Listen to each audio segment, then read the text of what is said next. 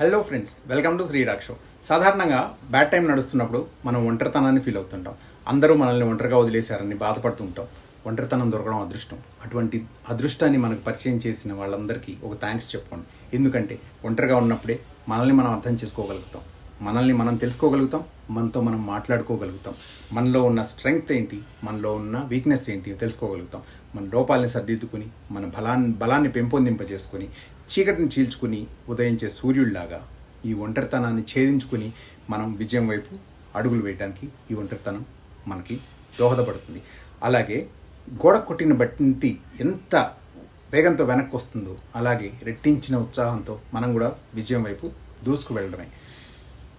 Bad టైంకి bye bye చెప్పండి, విజయానికి ఆహ్వానం పలకండి. That's all friends. మా వీడియోస్ కనుక మీకు నచ్చినట్టయితే లైక్ చేయండి, షేర్ చేయండి, సబ్స్క్రైబ్ చేసుకోండి, పక్కనే ఉన్న బెల్ ఐకాన్ ప్రెస్ చేయండి.